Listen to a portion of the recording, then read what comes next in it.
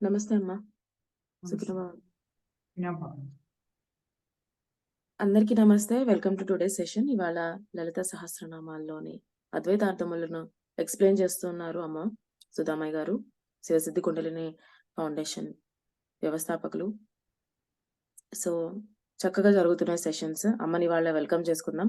అమ్మ, welcome to you to the session. వినపడుతుంది. Start చేద్దామా?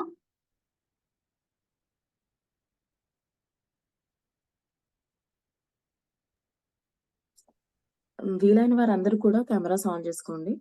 Thank you. స్టార్ట్ చేద్దామా? యెస్ అబ్బా, స్టార్ట్ చేద్దాం.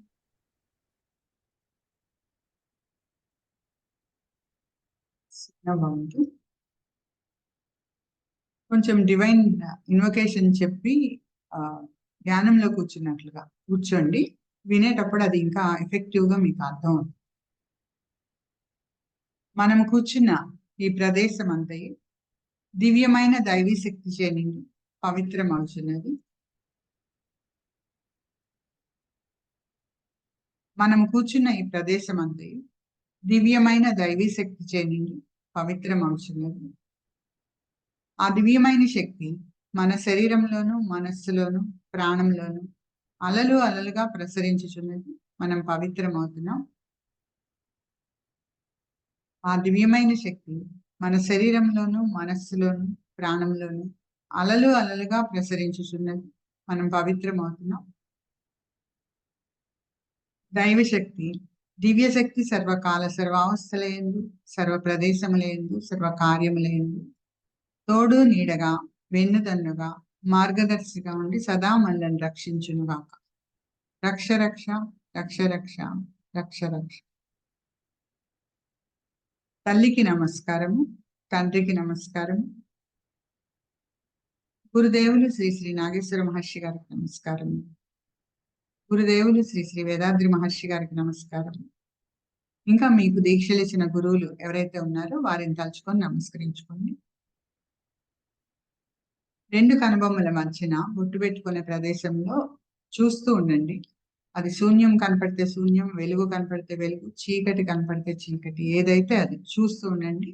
బట్ మీ కాన్సన్ట్రేషన్ అంతా కూడా మీరు వినే సబ్జెక్ట్ మీద ఉంచండి.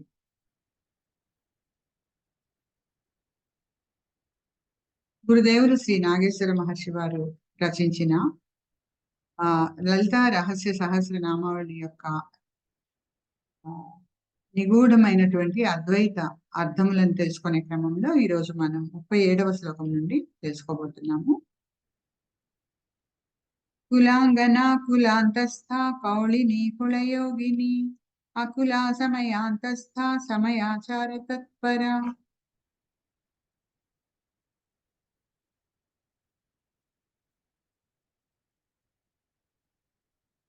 విశ్వ ఆవిర్భావానికి కారణమైన సగుణాత్మకమైనటువంటి ఆది పరాశక్తి ఆకాశ రూపంలో ఉన్నది. ఆకాశం అంతయు ప్రాణశక్తియే. ఆకాశమే ప్రతి ఒక్క జీవిలోనూ ప్రాణశక్తిగా ఉన్నది. అనగా ప్రతి ఒక్క జీవిలోనూ ఆది పరాశక్తియే జీవముగా ఉన్నది, అంటే ప్రాణముగా ఉన్నది. ఈ ప్రాణము యొక్క కుదురు మూలాధారం అనగా కులములో ఉన్నది. కులము అన్నారు దీన్ని. మూలాధారాన్ని కులము అన్నారు. సకల చరాచర బ్రహ్మాండమునకు కారణభూతమైన ఆకాశ స్వరూపిణి అయిన ఆది పరాశక్తి మాతృ స్వభావంతో ఉంటుంది గాన స్త్రీ రూపధారిణిగా అంగనగా వర్ణించారు ఋషులు. విశ్వచాలక శక్తి అయిన ఆకాశమే, అంటే విశ్వాన్ని అది తన చుట్టూ తాను కదిలేటట్టుగా, అంటే ఆత్మ ప్రదక్షిణలు చేసేటట్టుగా చలింపజేస్తూ ఉన్నటువంటి ఆకాశమే మన లోపల ప్రాణశక్తిగా, కుండలిని శక్తిగా ఉన్నది. కుండలిని శక్తి యొక్క మూలాధారం అనగా కులములో ఉంది. కుండలిని యోగ సాధకులు శక్తిని జాగృతం చేయాలి అంటే ముందుగా ఆ శక్తి యొక్క మూలం ఎక్కడ ఉన్నదో తెలుసుకోవాలి. ఆ శక్తి యొక్క మూలము మాతృ స్వభావంతో, స్త్రీ తత్వంతో మూలాధారంలో ఉన్నది అని కులాంగన అనే నామము చెప్తున్నది.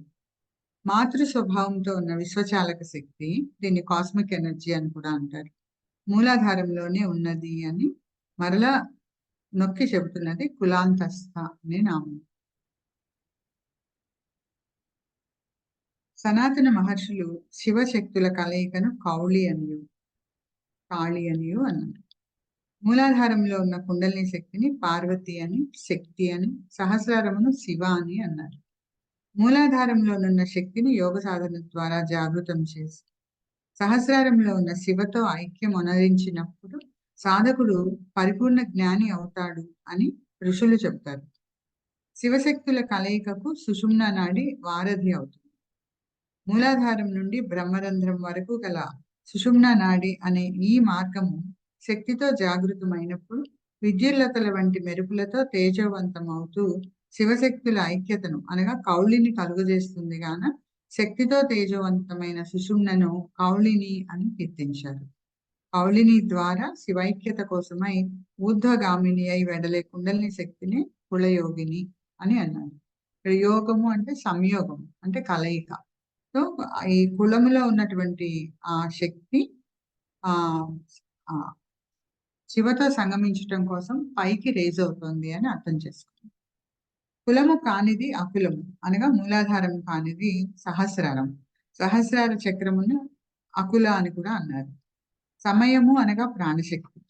ప్రాణశక్తిలో ఉన్న దివ్య తేజమే ఆది పరాశక్తి అనగా ప్రాణములో ప్రాణముగా ప్రాణానికే ప్రాణముగా ఉన్నది ఆది పరాశక్తి కనుక ఈ ఆది పరాశక్తిని విశ్వభ్రమణ కారణ శక్తి అని, సాధకుని ప్రాణంలోనే అది దాగి ఉన్నది అని సమయాంతస్థ అనే నామము చెబుతున్నది.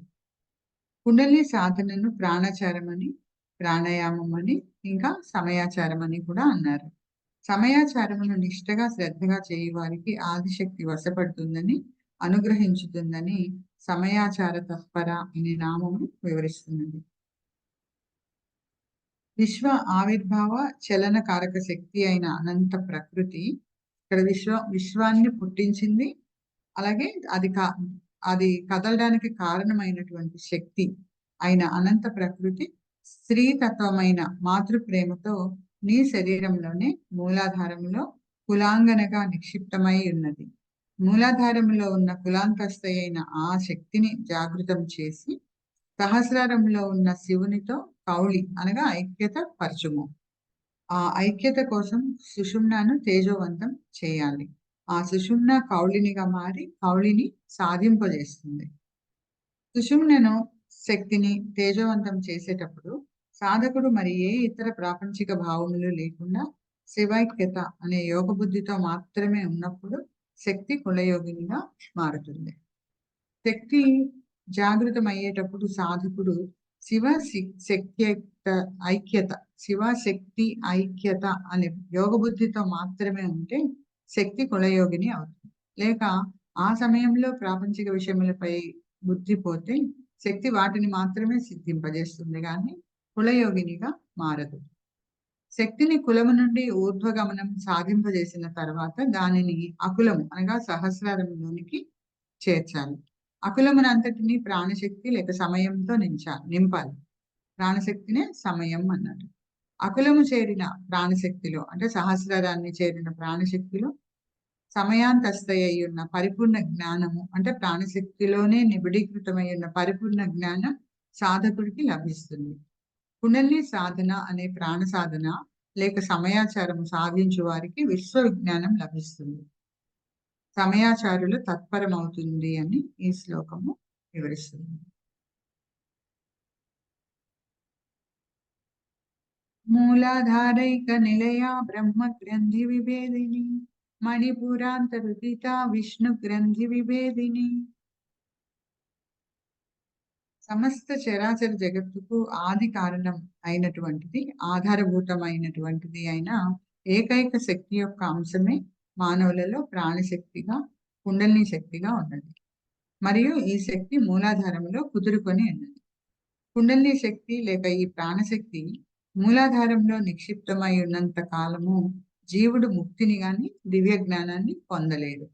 శక్తి మూలాధారంలో ఐక్యమై ఉన్నంత కాలము జీవుడు పరమాత్మతో లయము పొందడు. అందుకే దాన్ని నిలయ అని అన్నారు. మూలాధారైక నిలయ అన్నారు. కుండలిని యోగ సాధన ద్వారా శక్తిని మూలాధార ఐక్యత నుండి నిలయం చేయనప్పుడు శక్తి జాగృతమై పైకి ప్రసరించి స్వాధిష్టానం చేరి అక్కడ ఉన్న బ్రహ్మగ్రంథిని విచ్ఛిన్నం చేస్తుంది. జీవులకు ప్రాపంచిక బంధనములు రాగద్వేషములను కలిగించేది బ్రహ్మగ్రంథి. ఈ గ్రంథి లేక పీఠముడి వలన కుండలిని శక్తి మూలాధారమునందే నిక్షిప్తమై ఉండి, అంటే అక్కడే ఉండిపోయి అజ్ఞాన అహంకారములను కలుగజేస్తూ ప్రాపంచిక విషయ సుఖములలోనికి జీవుడిని బంధింపజేస్తుంది. తగిన సాధన వలన కుండలిని శక్తి మూలాధారం నుండి జాగృతమై విడివడి స్వాధిష్టానములోనికి చేరి బ్రహ్మగ్రంథిని విచ్ఛిన్నం చేస్తుంది అని మూలాధారైక నిలయ బ్రహ్మగ్రంథి విభేదిని అనే నామములు తెలుపుతున్నాను. తద్వారా సాధకుడు ప్రాపంచిక వస్తు విషయాలపై రాగద్వేషములను విడనాడి అజ్ఞాన అహంకారములను తొలగించుకొని దివ్య జ్ఞాన సముపార్జన మార్గంలో పురోగమిస్తాడు. అటుపైన శక్తి ఇంకనూ పైకి సాగుతూ మణిపూరక చక్రంలోనికి ఉదయిస్తుంది. ఇంకా పైకి ప్రసరించి అనాహత చక్రంలోనికి చేరి అక్కడ ఉన్న విష్ణు గ్రంథిని విచ్ఛిన్నం చేస్తుంది. బ్రహ్మగ్రంథి తర్వాత విష్ణు గ్రంథి మరి ఒక పీఠముడి. ఇది జీవుడిని మాయామయమైన జగత్తుతో బంధించి ఉంచుతుంది. దీనినే విష్ణు మాయ అని కూడా అంటారు. బ్రహ్మగ్రంథిని విచ్ఛిన్నం చేసుకొనిన సాధకుడు వ్యష్టి మాయ, అనగా తనలో ఉన్న రాగద్వేషములను అజ్ఞాన అహంకారములను తొలగించుకొని స్వేచ్ఛను పొందినప్పటికీ సమిష్టి మాయ లేక విష్ణు మాయ అయిన జగత్తులో మాత్రమే జీవించవలసి ఉంటుంది. తగిన కుండలిని యోగ సాధన ద్వారా విష్ణు గ్రంథిని విచ్ఛిన్నం చేయగలిగిన సాధకుడు జగత్తును కూడా ధిక్కరించగలిగి ఉంటాడు. దివ్య జ్ఞాన సముపార్జనలో ఉన్న రెండవ పీఠముడిని అధిగమించి శక్తిని ఇంకనూ పైకి ప్రసరింపజేయగలుగుతాడు అని మణిపురాంతరుదిత విష్ణు గ్రంథి విభేదిని అనే నామములు వివరిస్తుంది.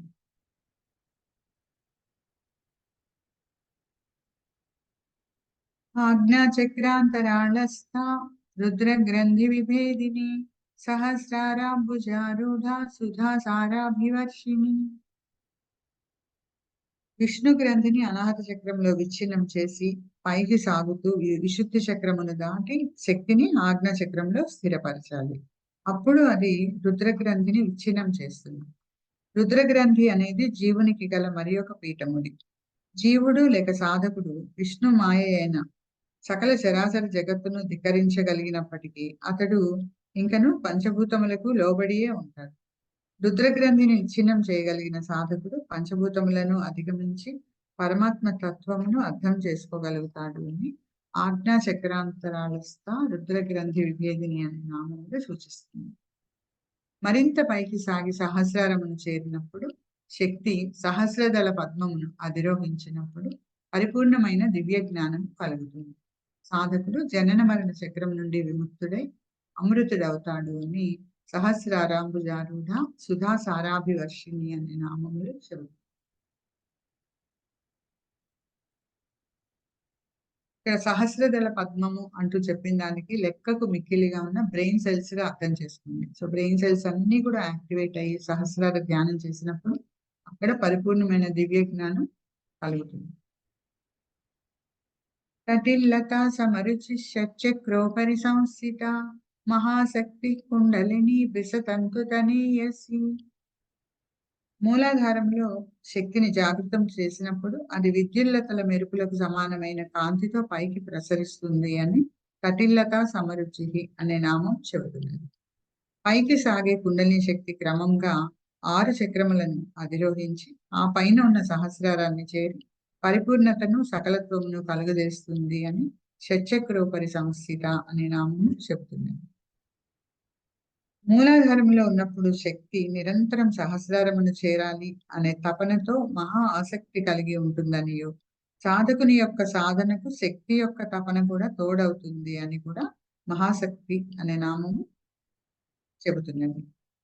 రగులుతున్న అగ్ని వంటిది కుండలిని శక్తి అని, అది తామరతూడు వంటి అత్యంత సన్నని మెరుపుతీగ వంటి ఆకృతి కలిగినదని, కాంతి కంటే అత్యంత వేగముతో పైకి ప్రసరిస్తుంది అని కుండలిని విసతంతు తనీయసి అనే నామములు వర్ణించుతుంది.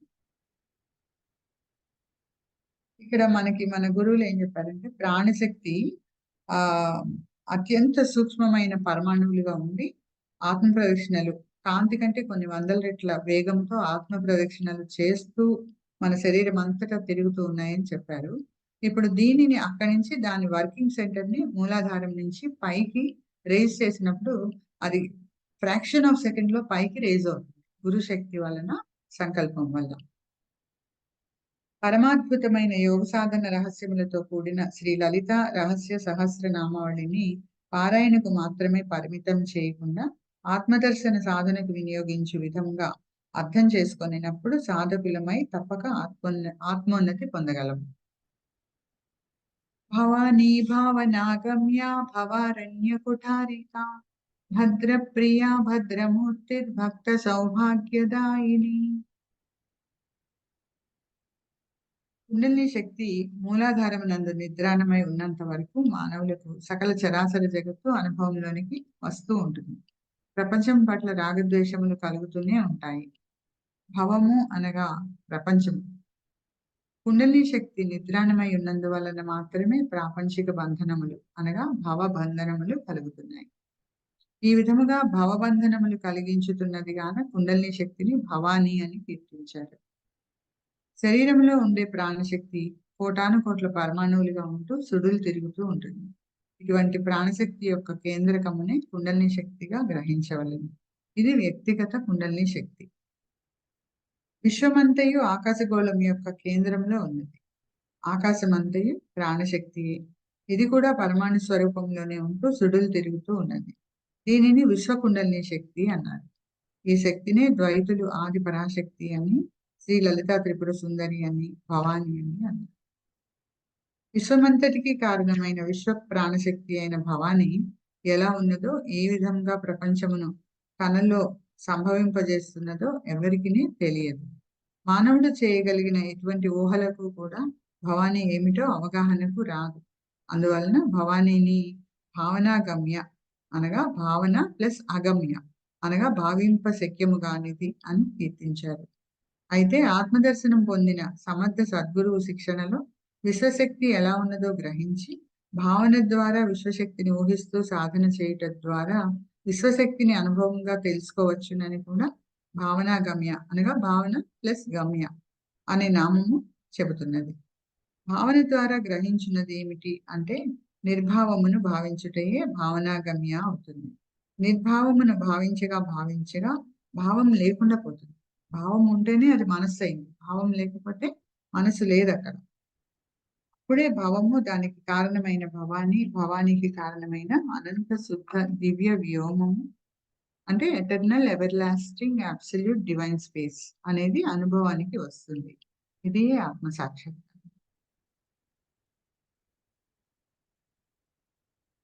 అనంత శుద్ధ దివ్య వ్యోమమే దైవము. ఇది దర్శనమైన తరువాత భవబంధనములు అనగా ప్రాపంచిక రాగద్వేషములన్నీ నశించి పరమశాంతి కలుగుతుంది. భవానీని అంటే కుండలిని శక్తిని జాగృతం చేయుట ద్వారా మాత్రమే ఇది సాధ్యం. ప్రాపంచిక రాగద్వేషములు ఉన్నంత కాలము మానవుడు దైవమును దర్శించలేడు. భవము అనే అరణ్యములో చిక్కుకొనే ఉంటాడు. కుండలిని శక్తి జాగృతమైన తరువాత సాధకుడు ప్రాపంచిక భావబంధనముల నుండి తప్పించుకొనే మరియు విరాగము పొందే శక్తి కలవాడవుతాడు. భవారణ్యమును తెగ నరుకుతున్నది గాన శక్తిని భవారణ్య కుఠారిక అని కీర్తించారు. కుఠారిక అంటే కత్తి. సో భవ అంటే ప్రపంచం. సో ప్రపంచం అనే అడవి, ప్రాపంచిక బంధనాలనే వాటిని కత్తితో తెగ నరకగలిగినది అని కీర్తించారు. భవారణ్య కుఠారిక. సాధన ద్వారా కుండలిని శక్తి జాగృతమైనప్పుడు సాధకునికి అన్ని శుభములే జరుగుతాయి. శక్తి సాధకునిలో జ్ఞానమును వికసింపజేస్తూ అతడికి శుభమును కలిగించే ఆసక్తితో ఉంటుంది గాన శక్తిని భద్రప్రియ అనే నామంతో కీర్తించారు. స్వయంగా శక్తియే శుభప్రదమైనది గాన భద్రమూర్తి అని కీర్తించారు. కుండలిని శక్తి మరియు విశ్వశక్తి రెండూ కూడా తేజస్వరూపములే. ఈ తేజస్సు పరమాణు స్వరూపములో ఉన్నది. విశ్వశక్తి ఆకాశముగా, శక్తి పరమాణువుల సమూహంగా ఉన్నది. అత్యంత వేగముతో సుడులు తిరిగే ఆకాశ శక్తి పరమాణువులు క్రమంగా సుడులు తిరిగే వేగం తగ్గినందువలన వాయు, అగ్ని, జల, భూ అణువులుగా మారినవి. ఆకాశముతో కలిసి పంచభూతములు ఘనీభవించినందువలన సకల జీవులు ఉత్పన్నమైనవి. కనుక సకల జీవులు మరియు నిర్జీవులన్నీ కూడా ఘనీభవించిన శక్తి స్వరూపములే. సకల జీవ నిర్జీవ రాశుల పట్లను ఆరాధ్య భావంతో, ప్రేమ భావంతో, భక్తి భావంతో ప్రవర్తించటమే భక్తి. కుండలిని శక్తి జాగృతమైన వారిలో ఇటువంటి భక్తి ఉదయిస్తుంది. భక్తి ఉదయించిన వారికి లౌకిక సౌభాగ్యములతో పాటుగా ఆత్మజ్ఞాన సౌభాగ్యమును కూడా కలుగజేస్తుంది గాన కుండలిని శక్తిని మరియు విశ్వశక్తిని భక్త సౌభాగ్యదాయిని అని కీర్తించారు. భద్రములు అనగా వేదములు అని కూడా ఒక అర్థం ఉన్నది. సకల వేదములు విశ్వశక్తిని మరియు దాని అంశమైన కుండలిని శక్తిని కీర్తించున్నవే. వేద విహితమైన జ్ఞానముతో కర్మలను ఆచరించుతూ ఆత్మజ్ఞాన సముపార్జన చేయువారు భద్రులు. వారి పట్ల ప్రీతితో ఉండునది భద్రప్రియ. వేద స్వరూపమే గాన భద్రమూర్తి. భద్రులు అనే భక్తులకు సౌభాగ్యమును కలిగించుతున్నది గాన భక్త సౌభాగ్యదాయిని అని కూడా యోగులు వేదాంతులు చెప్తారు.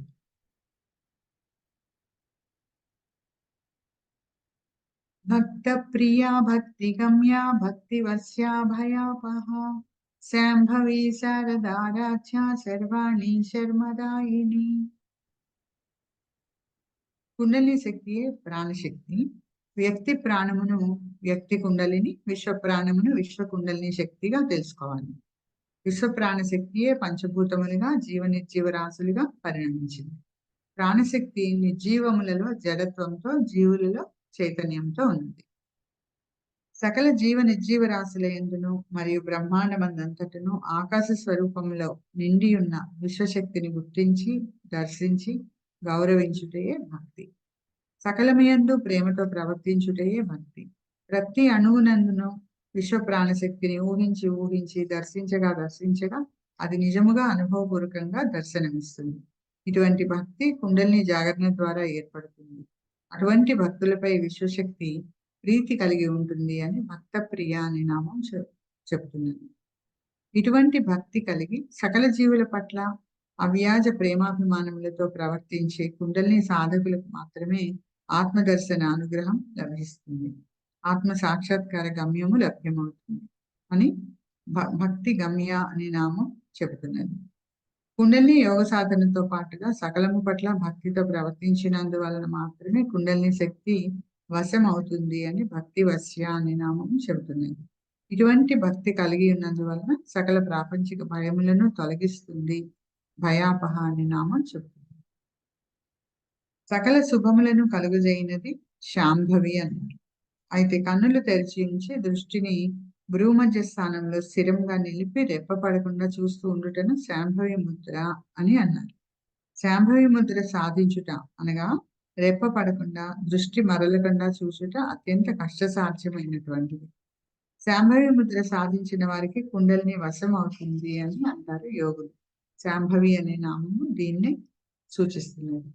విద్యావంతులు అనగా వేదాంగ పారంగతులను విశారదులు లేక శారదులు అన్నారు. వేదాంత సారమును లేక బ్రహ్మాండ స్వరూపమును అవగాహన చేసుకొనిన వారిచే ఆరాధించబడే శక్తి శారదారాధ్య అని అనబడింది. సాధకునిలోని దుష్ట ప్రవృత్తులన్నింటినీ సంహరించే శక్తిగాన ఈ సంహార శక్తిని శర్వాణి అని కీర్తించారు. సాధకుని మనస్సును నిశ్చలపరిచి పరమశాంతిని ఆత్మజ్ఞానమును కలుగజేస్తున్నది గాన శక్తిని శర్మదాయిని అని కీర్తించారు. అంతేగాక సాధకులు శర్మలై ప్రవర్తించాలి అనగా సకల సహనవంతులే ఎటువంటి పరిస్థితుల్లోనూ చలించని మనస్సు గలవారై ఉండాలి అని కూడా శర్మదాయిని అనే నామము సూచిస్తుంది.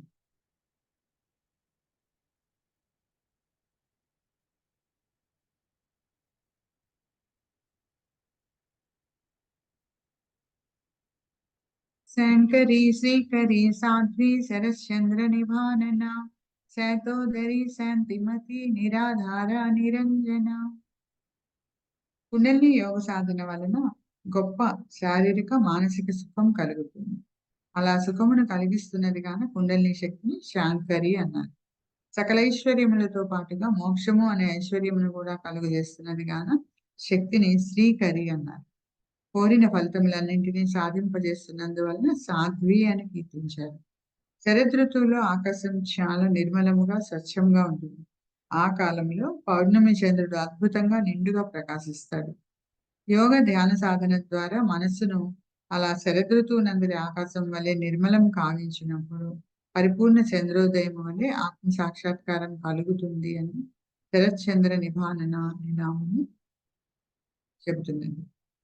హఠయోగ సాధకులు సాధారణంగా పూరక కుంభక రేచకములతో ప్రాణాయామ సాధన చేస్తూ క్రమంగా కేవల కుంభకమును సాధన చేస్తారు.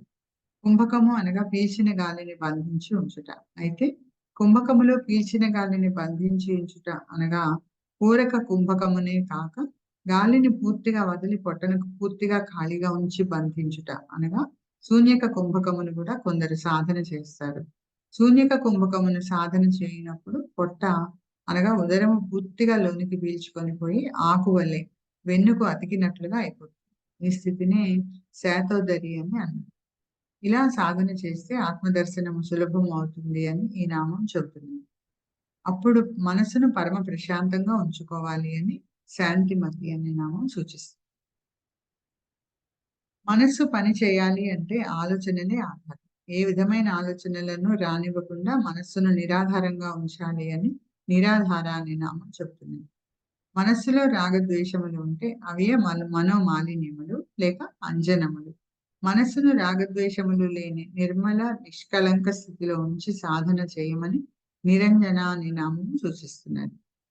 మనస్సును గతానికి సంబంధించిన రాగద్వేషములకు లోను కాకుండా నిరంజనం చేసి, కొత్త ఆలోచనలు చేయకుండా నిరాధారం చేసి, మనసుతో మనసునే అవలోకనం చేస్తూ ఉంటే క్రమంగా మనస్సు అంతర్ముఖమై తనను తానే చూస్తూ తన మూలమైన ప్రాణశక్తిలోనికి లుప్తమైపోతుంది లేక లయమైపోతుంది అని నిరాధార నిరంజన అనే నామం చెబుతున్నది.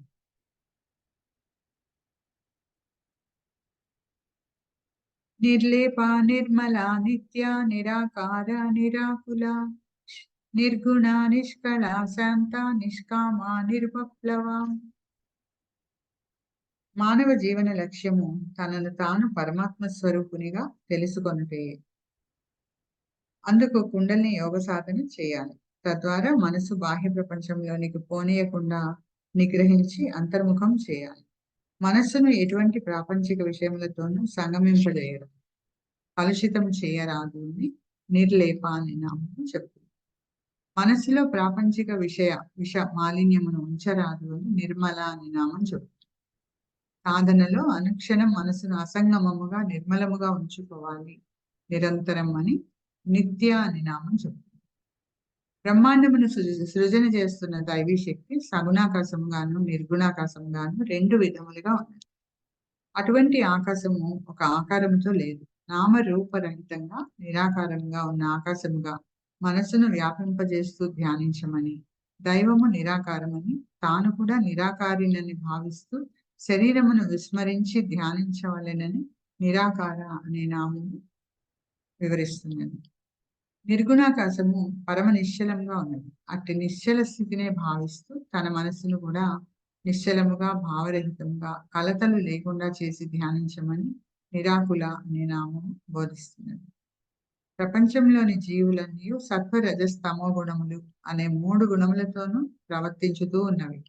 అటువంటి ఈ త్రిగుణాత్మకమైన ప్రపంచమునకు కారణమైన మూలశక్తి నామరూపములే గాక ఎటువంటి విశేషణములు అనగా గుణములు లేనటు ఆ దైవీ శక్తిని నిర్గుణిగా అనగా గుణరహితమైనదిగా భావించి ధ్యానించాలి.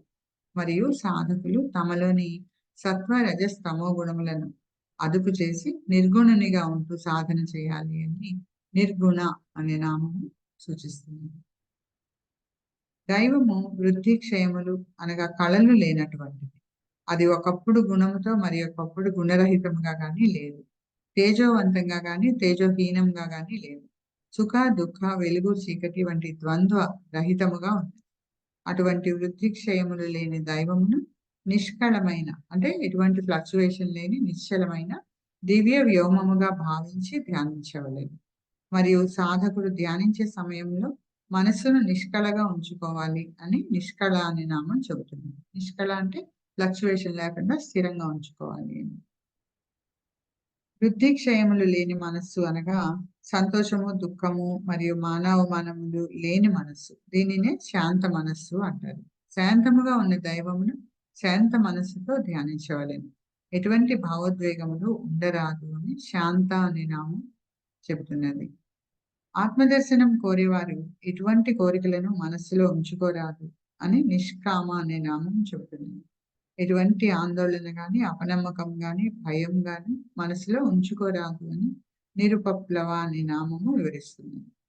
ద్వైతులు పై నామములన్నీ ఆదిశక్తి యొక్క గుణములుగా భావించి కీర్తిస్తారు. అయితే ఆ గుణములను సాధన చేస్తే ఆత్మదర్శనం కలుగుతుంది అని యోగులు చెబుతున్నారు.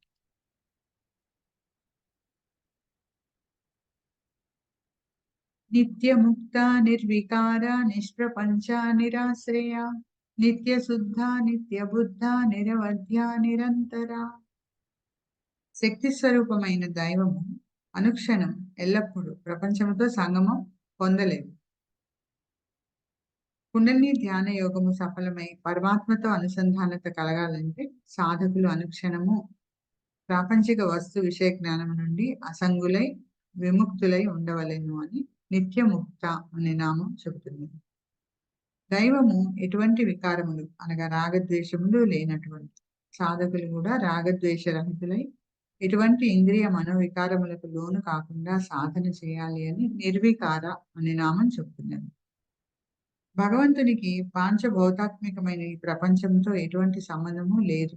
సాధకులు కూడా ప్రాపంచిక వస్తు విషయ జ్ఞానమును మనసు నుండి తొలగించుకొని సాధన చేయాలి అని నిష్ప్రపంచ అనే నామం చెబుతున్నది. దైవీ శక్తికి ఆధారంగా ఏదేనూ లేదు. అదే సకలమునకు ఆధారం. అది నిరాశ్రయమైనది. సాధకులు కూడా ఎవరి మీదనూ ఆధారపడకుండా దేనిని ఆశించకుండా నిరాశ్రయులై సాధన చేయాలి అని నిరాశ్రయ అనే నామము సూచిస్తున్నది. దైవము అనుక్షణము నిర్మలముగా విశుద్ధముగా స్వచ్ఛముగా ఉన్నది అనే భావన కలిగి ఉంటూ సాధకుడు కూడా అనుక్షణం నిర్మలముగా విశుద్ధముగా స్వచ్ఛముగా మనస్సును ఉంచుకోవాలి అని నిత్య శుద్ధ అనే నామం చెబుతున్నది. మనసులోని ఆలోచనలను విచక్షణతో నిర్ణయించే శక్తిని బుద్ధి అని అంటారు. బుద్ధిని అనుక్షణం నిర్వికారము అనంతము అయిన దివ్య వ్యోమం పైననే లగ్నం చేసి ఉంచి ధ్యానించమని నిత్య బుద్ధ అనే నామము సూచిస్తున్నది. ఎటువంటి అవధులు లేకుండా, అవధులు అంటే లిమిటేషన్స్, పరిధులు, మనోవికారములచే ఆటంకము కలగకుండా సాధన చేయాలి అని నిరవధ్య అనే నామం చెప్తున్నది. ఎటువంటి అంతరములు లేకుండా ధ్యానించాలి అని కుండలిని శక్తిని ఊర్ధ్వగతిని ప్రయాణింపజేసి సహస్రారంలో ప్రతిష్ఠించిన తర్వాత దానిని నిరంతరం అక్కడే ఆరూఢ స్థితిలో ఉంచుతూ ధ్యానించాలి అని నిరంతర అనే నామం వివరిస్తుంది. నిష్కారణ నిష్కళంక నిరుపాధిర్నిరీశ్వర నిరాగ నిరాగమదని నిర్మదా మదనాసిని. సకల చరాచర జగత్తుకు మూల కారణ శక్తి అయినటువంటి ఆదిపరాశక్తి జగత్తును సృజన చేయుటలో ఎట్టి కారణము లేదు. కొందరు ఈ శక్తి లీలా వినోదముగా ఈ జగత్తును సృజన చేసి ఆడిస్తున్నది అని అంటారు కానీ నిరంతరం బ్రహ్మానందంలో ఉండే ఆ శక్తికి దీనజనులను వారి దీనాలాపాలను చూసి ఆనందించవలసిన అవసరం ఏమున్నది? మరి అటువంటప్పుడు జగన్నాటక సూత్రధారికి జగన్నాటక కారణం ఏదై ఉంటుంది? అందుకు కారణం ఏది లేదని, అకారణంగానే జగత్తు ఉత్పత్తి చేయబడుతున్నదని దార్శనికులు చెబుతారు. అందువలన ఆ శక్తిని నిష్కారణ అనే నామంతో కీర్తించారు. విసర్జన చేసే ఆదిశక్తి యొక్క అంశమే ప్రాణశక్తిగా మరియు కుండలిని శక్తిగా మానవులలో ఉన్నది. కుండలిని యోగ సాధన చేయువారు తమ మనసులలో ఎటువంటి కోరికలను ఉంచుకోకుండా అకారణముగా నిష్కారణముగా సాధన చేయనప్పుడు దైవానుగ్రహము త్వరగా లభించుతుంది అని కూడా నిష్కారణ అనే నామము చెప్తున్నది. జగత్తంతటికి సృష్టి స్థితి లయలకు మూల కారణమైన అయినప్పటికీ విశ్వశక్తి తాను ఇలా చేస్తున్నాను అనే అహంకారము గాని ఈ జగత్తు నాది అనే మమకారము గాని లేనందువలన ఇది కర్మల దోషం అంటనిదే అయింది. అంటే సృష్టి స్థితి లయ అనే కార్మిక దోషము అంటనిదే అయింది. అందువలన ఆదిశక్తి పరమ పవిత్రము, పునీతము, విమలము మరియు నిష్కళంకము అయినది. నిష్కళంక అని కీర్తించబడినది. సాధకులు తమ తమ కర్మలను ఎంత త్వరగా నివృత్తి చేసుకుంటూ నిష్కళంకులు అవుతారో అంత త్వరగా దివ్య జ్ఞానం లభిస్తుంది అని కూడా నిష్కళంక అనే నామము తెలియజెప్తున్నది. జగత్తునందరి సకలమునకు సకలాధారము, సకల ఉపాధి కారకము తానే అయినప్పటికీ తనకు మాత్రం ఎటువంటి ఆధారము గాని ఉపాధి గాని లేనటువంటిది గాన ఆధారం అంటే బేస్, ఉపాధి అంటే సోర్స్. లేనటువంటిది గాన శక్తిని నిరుపాధి అని కీర్తించారు. సాధకుడు కూడా ఎవరి మీదనూ ఆధారపడకుండా, ప్రాపంచిక వస్తు విషయములపై ఆధారపడకుండా తన భారమునంతను దైవం మీదనే వేసి నిరుపాధికుడై సాధన చేయాలి అని నిరుపాధి అనే నామం సూచించుతున్నది. విశ్వశక్తి తానే ఈశ్వరుడు. తనకెవరు ఈశ్వరుడు అనగా దైవం లేదు. అందువలన నిరీశ్వర అని కీర్తించబడింది. సాధకులు అహం బ్రహ్మాస్మి అనియో శివోహం అనియో భావిస్తూ సాధన చేయాలి. తానే బ్రహ్మమునని, తానే శివుడనని, తాను తప్ప మరేదియూ లేదు అనే విశ్వాసంతో సాధన చేయాలి. అప్పుడు మాత్రమే అహం బ్రహ్మాస్మి అనేది అనుభవంలోనికి వస్తుంది అని నిరీశ్వర అనే నామం చెబుతుంది. అయితే సాధకులు బ్రహ్మానుభవం కానంత వరకు బాహ్య ప్రపంచంలో అహం బ్రహ్మాస్మి అని అనరాదు. ఈ జగత్తులో ఎటువంటి వారిపైనైనను వారు పుణ్యాత్ములు గాని, పాపాత్ములు గాని, ధనవంతులు గాని, ధనహీనులు గాని, విద్యావంతులు గాని, అవిద్యావంతులు గాని ఎవ్వరి మీదను ఎటువంటి అభిమానము గాని, ప్రేమ గాని, రాగము గాని విశ్వాత్మకు లేదని, సాధకులు సకల ప్రాపంచిక మనుష్య వస్తు విషయములపై అనురాగమును వదిలి విరాగముతో సాధన చేయవలెనని నిరాగ అనే నామము చెబుతున్నది. సాధకులలో కొన్ని కొన్ని విషయములలో రాగము మిగిలి ఉన్నను సాధన తీవ్రమై కుండలిని శక్తి జాగృతమైనప్పుడు ఆ శక్తియే సాధకులలోని రాగములను తొలగించి పరిపూర్ణ వైరాగ్యము కలుగజేస్తుంది అని రాగమథని అనే నామం చెబుతున్నది. సకల చరాచర జగత్తుకు తానే దైవం అయినప్పటికీ శక్తికి అటువంటి భావన లేదు. ఎటువంటి అహంకారము గాని మదము గాని లేదు. కాన ఆదిశక్తి నిర్మద అని కీర్తించబడింది. సాధకులు తమలోని మదమును పూర్తిగా నశింపజేసి సాధన చేయాలి అని కూడా నిర్మద అనే నామము నిర్దేశిస్తున్నది. సాధకులలో మదము ఉంటే దానిని నాశనం చేస్తుంది అని మదనాశిని అనే నామం చెప్తుంది. మదము అనగా నేను అనే అహంకారము. ఇది డాంబికంగా అంటే సుపీరియారిటీ కాంప్లెక్స్ గా గాని, ఆత్మన్యూనత అంటే ఇన్ఫీరియారిటీ కాంప్లెక్స్ గా గాని ఉంటుంది. కొందరు అందరికన్నా తామే అధికులమని భావిస్తారు. ఇది దాంభికం. కొందరు తాము ఎందుకు పనికిరాని వారమని తలుస్తారు. ఇది ఆత్మన్యూనత. ఈ రెండు గుణములను లేక కాంప్లెక్స్లను కలిపి మదము అన్నారు. కుండలిని సాధకులలో ఈ రెండు గుణములు నశిస్తాయి అని మదనాశిని అనే నామం చెప్తుంది.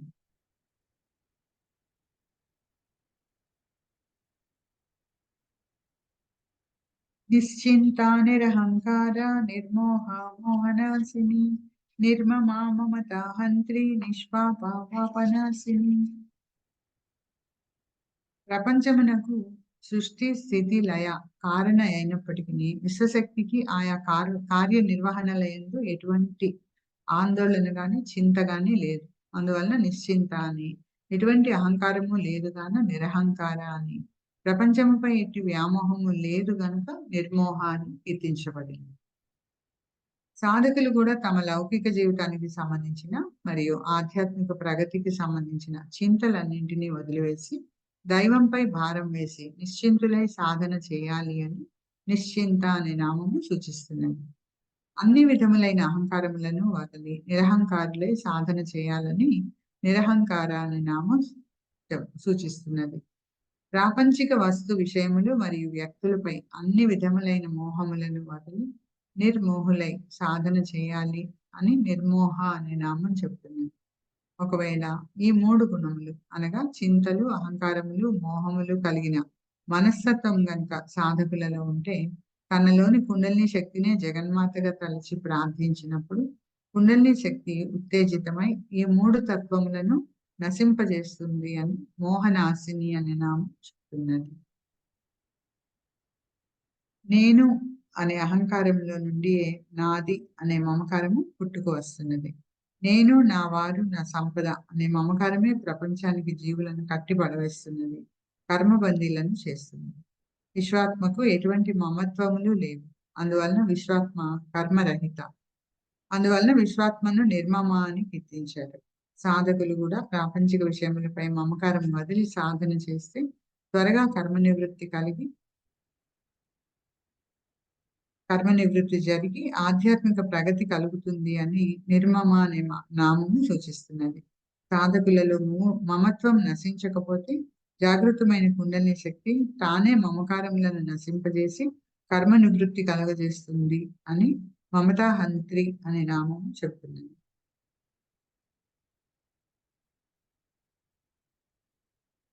పరమాత్మ విచారము తప్ప మిగిలిన ప్రాపంచిక భావనలన్నీ అహంకార మమకారములను కలిగించి కర్మ బంధనములను అనగా పాపమును కలిగిస్తాయి. ఆత్మ విచారము తప్ప ఈ మిగతా ఆలోచనలు, మాటలు, చేతలు అన్నీ పాపమే. తనలో తాను రమించుట అనే ఆత్మ విచారము, పరమాత్మ ధ్యాస తప్ప మరి ఒక విచారము లేని విశ్వశక్తి నిష్పాప అని కీర్తించబడింది. సాధకులు కూడా అన్య విషయములను వదిలి ఆత్మయందే ధ్యాస పెట్టి ధ్యానము చేయాలి అని నిష్పాప అనే నామము సూచిస్తున్నది. సాధకులలోని ఇదివరకటి పాపములన్నింటినీ నశింపజేస్తుంది గాన పాపనాశిని అని కీర్తించబడింది. నిష్క్రోధ క్రోధశమని నిర్లోభ లోభనాశిని నిస్సంశయ సంశయగ్ని నిర్భవా భవనాశిని. క్రోధము పుణ్యమును విసర్జింపజేస్తుంది, అంటే పుణ్యాన్ని నశింపజేస్తుంది. రక్తపోటును పాపభారం కలిగిస్తుంది, రక్తపోటును పెంచి ఆరోగ్యమును నశింపజేస్తుంది. భగవతికి ఎప్పుడు క్రోధం లేదు, అందువలన భగవతి నిష్క్రోధ అని కీర్తించబడింది.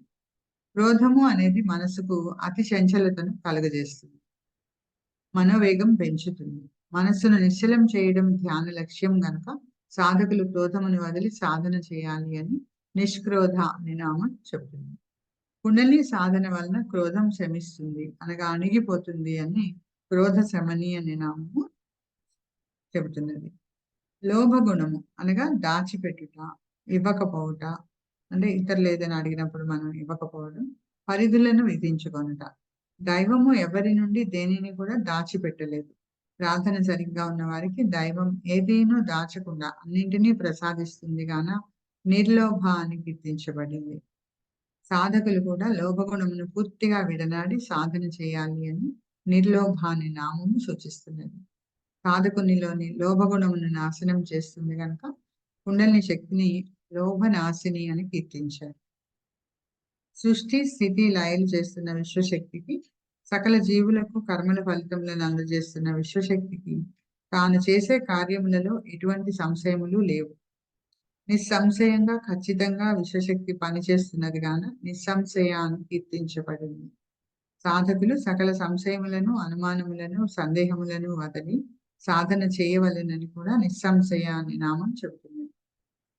దైవము అనుగ్రహిస్తుందా లేదా అనే సంశయమును వదిలి సాధన చేయాలి. తప్పక అనుగ్రహిస్తుంది అనే నమ్మకంతో సాధన చేయాలి అని ఈ నామము చెప్తున్నది. సాధన ద్వారా సాధకుల సంశయములన్నీ నశిస్తాయి అని సంశయజ్ఞి అనే నామం చెబుతున్నది. భగవతికి ప్రాపంచిక బంధనములు లేవు అని నిర్భవ అనే నామం చెప్తున్నది. సాధకులు నిర్భవులై అనగా ప్రాపంచిక బంధనములను విడనాడి సాధన చేయాలి అని కూడా నిర్భవ అనే నామం సూచిస్తున్నది. సాధకుల యొక్క భవ బంధనములను, దుఃఖములను కూడా నశింపజేస్తుంది గాని భవనాశిని అని కీర్తించబడింది కుండలిని శక్తి. కుండలిని శక్తి జాగృతమైనప్పుడు క్రోధము, లోభము, సంశయము, భవబంధనములు తొలగిపోతాయి అని అర్థం చేసుకోవాలి. నిర్వికల్ప నిరాబాధ నిర్భేదాభేదనాశిని నిర్నాశ మృత్యుమదని నిష్క్రియ నిష్పరిగ్రహ. కల్పము అనగా నిరంతరాయంగా బ్రహ్మానంద స్థితిలో ఎటువంటి వికల్పములు లేకుండా, అంటే డైవర్షన్స్ లేకుండా అఖండంగా, అనంతంగా, కైవల్యంగా ఉన్నది అని అర్థం. విశ్వశక్తి సకల చరాచర బ్రహ్మాండమునకు తానే కారణమైనను ప్రాపంచిక భావనలు లేకుండా తనలో తాను ఐక్యమై వికల్పం లేకుండా కల్పంలోనే ఉన్నది గాన నిర్వికల్ప అని కీర్తించింది. సాధకులు కూడా ధ్యాన సమయంలో ప్రాపంచిక భావనలు లేకుండా, మనస్సులో ఎటువంటి కలత, ఆందోళన లేకుండా సాధన చేయాలి అని నిర్వికల్ప అనే నామం బోధిస్తున్నది. ప్రాపంచికమైన ఎటువంటి బాధలు, దుఃఖములు విశ్వశక్తికి లేవు. శక్తి వాటిచే బాధించబడదు కనుక నిరాబాధ అని కీర్తించబడింది. కుండలిని యోగులు కూడా ప్రాపంచికమైన విషయముల పట్ల వ్యామోహం పొంది దుఃఖించకుండా, వ్యామోహములచే బాధించబడకుండా ప్రశాంత చిత్తంతో సాధన చేయాలి అని నిరాబాధ అనే నామం సూచిస్తున్నది. భగవతికి సకల జీవుల పట్ల మరియు నిర్జీవ రాశుల పట్ల కూడా భేదభావం లేదు. సకల నిర్జీవ రాశులతో సహా బ్రహ్మాండమునంతటిని శక్తి తన స్వరూపంగానే భావిస్తున్నది. తనకు సకల చరాచర బ్రహ్మాండమునకు ఎటువంటి భేదమును పాటించుట లేదు గాన నిర్భేదాన్ని కీర్తించబడింది. సాధకులు కూడా కుల, మత, జాతి, ఉచ్చ నీచ భేదభావములు పాటించకుండా సకల జీవులను తనలోనే సకల జీవులను బ్రహ్మాండమును భావిస్తూ సాధన చేయాలి అని నిర్భేద అనే నామము చెప్తున్నాడు. మరియు సాధకులలో అటువంటి భేదభావములు ఉంటే ప్రార్థించినప్పుడు వాటిని నాశనం చేస్తుంది కుండలిని అని కూడా భేదనాశిని అనే నామము విశదపరుచుతుంది.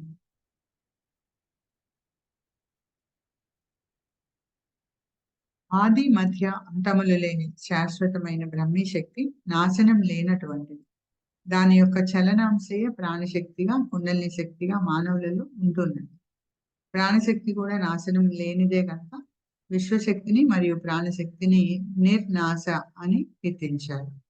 కుండలి సాధనలో పరిపూర్ణత పొందిన వారిని విశ్వశక్తి మృత్యువు నుండి రక్షిస్తుంది అని మృత్యుమథని అనే నామం చెబుతుంది.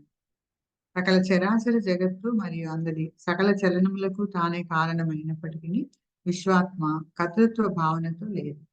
తానే సకల సృష్టి స్థితి లయములకు కారణమయ్యు తానే అనే భావనలో లేదుగాన నిష్క్రియ అని కీర్తించబడింది. సాధకులు కూడా జీవితమును జీవించాలి గాని కర్తృత్వ భావన లేకుండా జీవించాలి.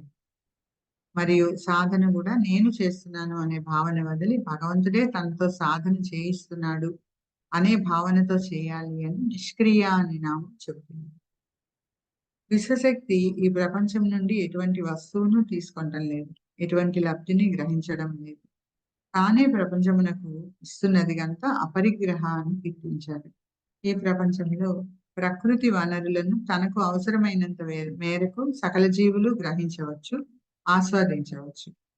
గాలి, నీరు, ఆహారాన్ని ప్రకృతి నుండి అందరూ గ్రహించవచ్చు. కానీ అవసరానికి మించి గ్రహించినప్పుడు అది పరిగ్రహ దోషముగా పాపముగా మారుతుంది. సాధకులు దీనిని ఖచ్చితంగా పాటించాలి. తనకు అవసరమైనంత వరకు ప్రకృతిని వినియోగించుకుంటూ ఎవరి నుండి దేనిని ఆశించకుండా తీసుకోకుండా సాధకులు జీవించాలి అని కూడా అపరిగ్రహ అనే నామం చెప్తుంది. ప్రపంచంలో ఎవరి నుండి కూడా దేనిని ఆశించని పద్ధతిని అలవర్చుకొనినప్పుడు తనకు అవసరమైన ప్రతి అంశం గురించి కూడా దైవంపై ఆధారపడటం అలవాటు అవుతుంది. ఇది సాధకుడిని దైవానికి దగ్గర చేస్తుంది. నిస్తుల నీల చికుర నిరపాయ నిరచ్చయ దుర్లభ దుర్గమా దుర్గా దుఃఖహంత్రి సుఖప్రద. విశ్వశక్తి బ్రహ్మాండమును నడిపింపజేస్తున్నది.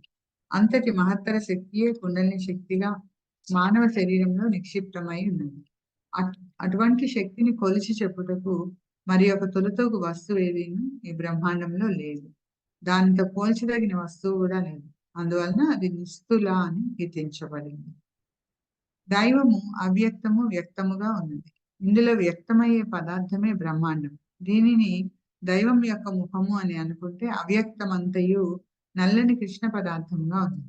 దీనిని అలంకారికంగా విశ్వశక్తి యొక్క నల్లని పొరులుగా వర్ణించి కీర్తించారు. నీల చికుర అనగా అవ్యక్తమైన కృష్ణ దివ్య పదార్థమునే కురులుగా కలది అని అర్థం. కొందరు తాత్వికులు నీలాంబరి అని నీలిమ అని కూడా కీర్తించారు.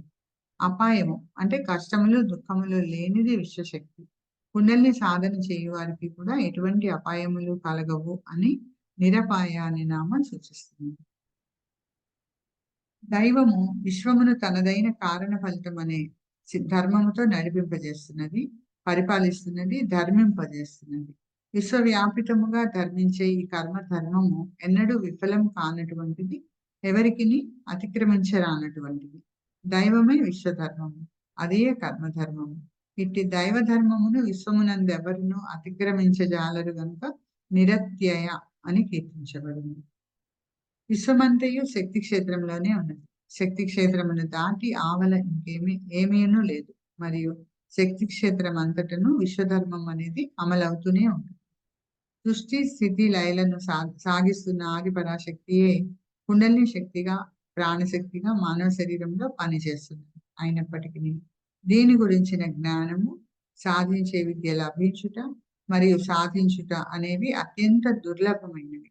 అందువలన శక్తి దుర్లభ అని కీర్తించబడింది. అత్యంత సంక్లిష్టమైన మార్గగమనం గలది దుర్గమము. కుండలిని విద్య సాధించుట అత్యంత సంక్లిష్టమైనది గాన దుర్గమ అని కీర్తించబడింది. విశ్వములో దైవీ శక్తి పనిచేయు విధానం అత్యంత సంక్లిష్టమైనది. అలానే కుండలిని విద్య సాధించుటకు అనుసరించవలసిన జీవన విధానం కూడా అత్యంత సంక్లిష్టమైనది. చాలా మంది సాధకులు తీవ్రమైన సాధన చేస్తే చాలు అనుకుంటారు, కానీ అది చాలా పొరపాటు. సాధనతో పాటుగా అనుసరించవలసిన సాధుత్వంతో కూడిన జీవన విధానం కూడా అత్యంత ముఖ్యమైనది మరియు సంక్లిష్టమైనది గాన శక్తిని దుర్గా అని కీర్తించారు. కం అనగా ప్రాణం, దుఃఖం అనగా కష్టముతో ఉన్న ప్రాణం. కుండలిని సాధన అనగా ప్రాణ సాధన. కుండలిని యోగ సాధన వలన ఎటువంటి దుఃఖమైనను అది నశిస్తుంది. కుండలిని శక్తి సకల దుఃఖములను నశింపజేస్తుంది గాన దుఃఖహంత్రి అని కీర్తించారు. సకల సుఖములను ప్రసాదించుతుంది గాన సుఖప్రద అని కూడా కీర్తించారు.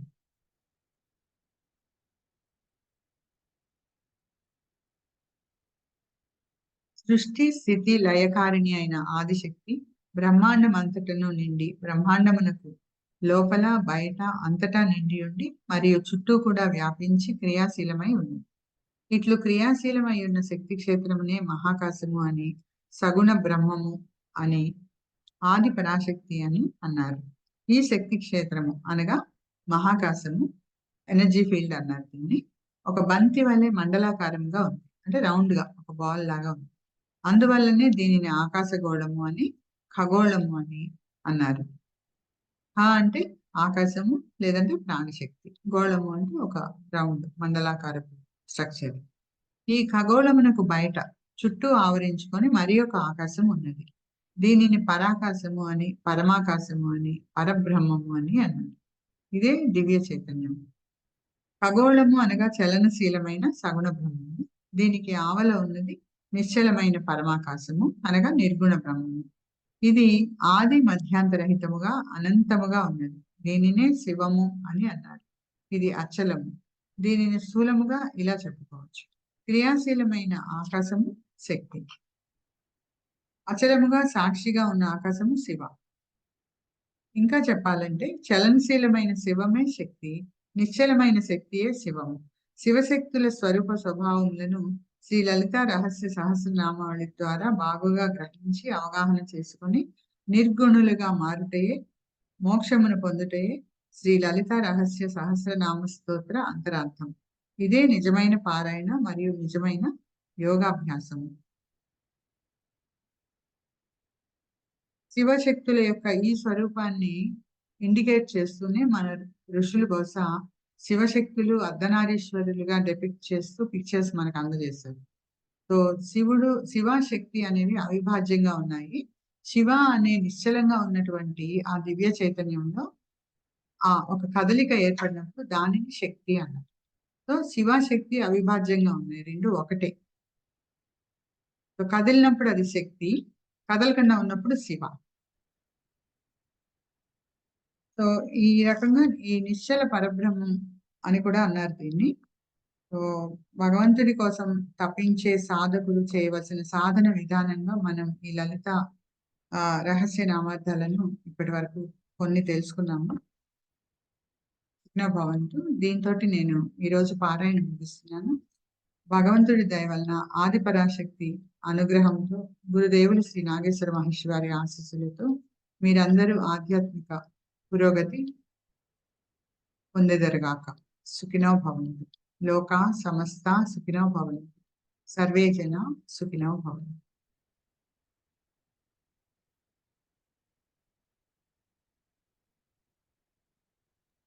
థ్యాంక్ యూ అమ్మా. సుఖినో భవంతు. సుఖినో భవంతు. సెలవు.